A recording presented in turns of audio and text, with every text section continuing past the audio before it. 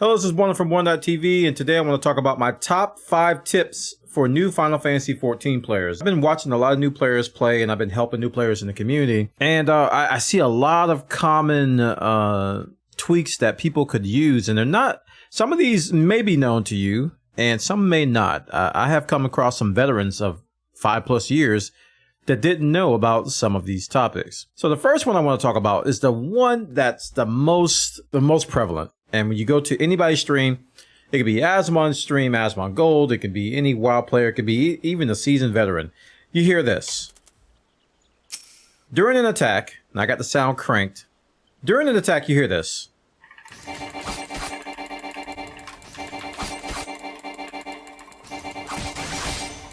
So you hear that noise while they're doing their combos, right? So they're basically spamming the buttons, and coming from World of Warcraft, people are used to this because they're used to spamming buttons. Well, what if I told you can get rid of that? Yeah. Go over to your character configuration. Go down to log window settings. I know, right? The most obvious place. Go to the General tab. Uncheck Display Error Messages when actions fail. And uncheck Display Recast Timer for error messages. Apply that. Now, this does not cover if you're not in combat. It's still going to happen when you're in combat. But, now check this out when you're in combat.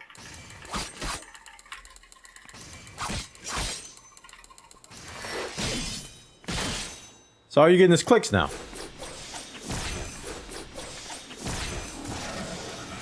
You can spam to your heart's content without hearing the da da da da da da da da da da da. So that's the first tip. Please turn it off. If you like the noise, I'm very shocked. I'm actually very shocked. The next thing, it has to do with quest tracking. So if you're in the middle of doing a quest, you can see, actually you can't see mine. Let me move it over. Gonna ruin my HUD for you guys a little bit. You see your quest log here on the right. And let's make it bigger. This is another little tip. You can hit Control Home when you select something to make it bigger. And you can see like your quest name and some description text.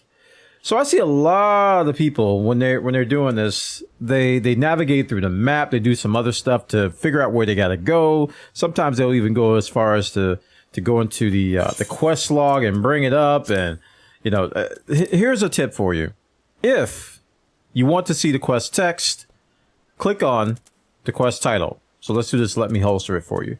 See the quest title? Click on that. It brings up your journal.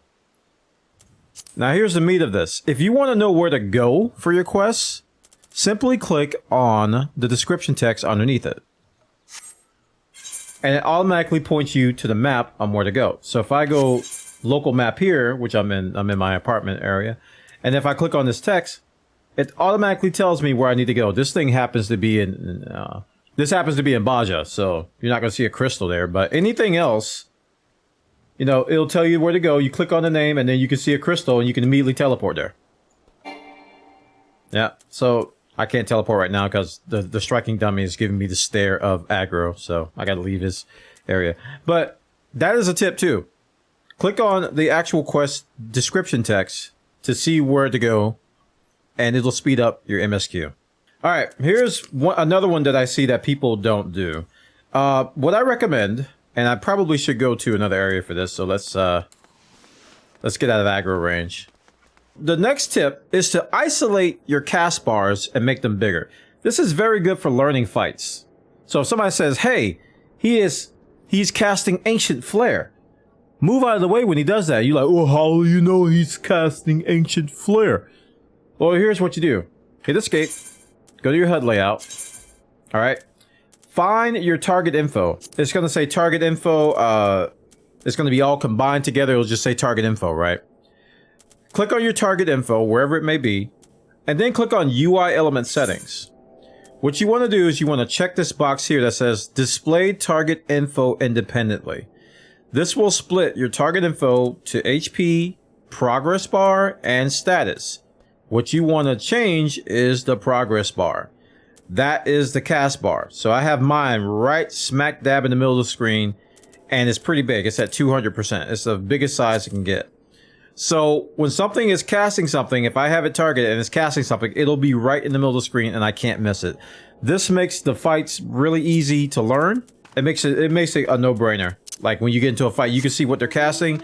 If you're tanking, you can easily see, you know, tank busters, and as they occur, something might one-shot me here, but I want to give you an idea of what it looks like. So these lightning strikes definitely will cast spells. So let's check it out. So look at the middle of the screen. See how it casted thunder? How it came up in the middle of the screen? How big that is? See? Thunder. Thunder. Thundercats. You want to do that. Now, if you don't want it in the middle of the screen, or you don't want it super huge, you can move it wherever you want. Right? You can move it wherever you want. But the trick is, again, go to HUD layout, click on your target info. You want to make sure they're split, so you go to UI element settings, and then you go display target info independently. Find the target info progress bar and click this thing here. Now, this is a Japanese UI, so everybody does this. You see target info and it says element size, so you immediately think that this is the element size. What this is opaqueness. It's transparency settings. Yeah. So that's not what you want. You actually want this, because element size refers to this drop down, and then you can refer to it. Or you can do what I did earlier. I'm going to cancel this. You do what I did earlier, just select the element and then just hit Control Home to cycle through all the sizes. There you go. Okay, I'm not going to save anything. So that's that tip. The next tip you want to do is a very obvious one that you probably see in just about every Final Fantasy stream you can find. You want to go and turn down others' effect settings, because you can get blinded, especially in 24-man raids or even 8-man raids. You can get blinded and not see what's going on. A lot of bosses in Final Fantasy 14, they'll do physical gestures, and they'll do body language to kind of tell what they're going to do. Like they might raise one arm on the right side and they're going to hit the right side of the screen, or they might raise two arms in the middle and they're going to hit the middle and you have to go to the right. So it's not necessarily reading a spell, but it's reading body language. And if you got all the spells turned all the way up, you may not be able to read that. So the way you do that, go to character configuration, go to control settings, go to character, don't you attack me. And then down here, you can see battle effects settings. So what I do is I show all of my effects, because my effects are the best. And then here's where you can have different options. You can go over to party and do show limited, or go to show none. So what I usually do is I say party, show limited, and for others, excluding PvP, show none. Now, if you want to show limited for others, you know, you can do that as well, but you may find it, I recommend you like start here, and if it's too much, show none for others.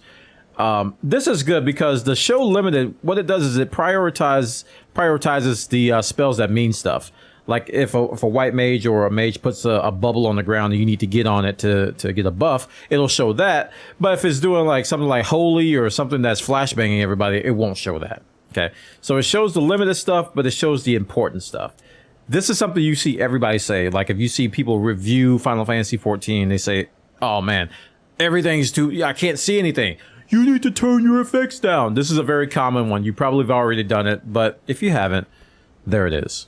And the final one is something that I've seen a lot with Asma on stream and other people that have been playing that are coming from WoW. You guys are used to analyzing gear. Like you go in when you're rolling on something, you're like, all right, what is the strength? What is the critical hit?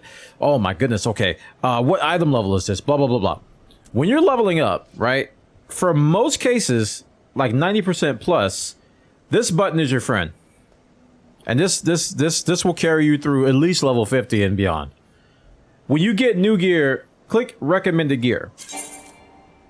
And what that will do is that will search your armory for better gear. And by default, all of your new gear will go into your armory. There's a setting to change that if you want to later, but by default, all of your gear will go into your armory. So it's gonna search your armory, and if there's something here that's better, it'll have a little arrow in the middle, right? And then you can just click equip. So I'll just unequip something. Let's unequip that. And if I do recommend it, see a little arrow there? So I have nothing equipped, but I have recommended that these Shire, the Shire belt is actually recommended. So you can click equip and it actually puts it in there. All right. So those are my 5 tips. I hope they all help you. And again, I've been seeing a lot of people not doing this. More so than not, and I've been giving these tips on my stream. People love it, so I decided to make a YouTube video talking about it, and hopefully this helps. All right, guys, have a great one, and I'll see you next time.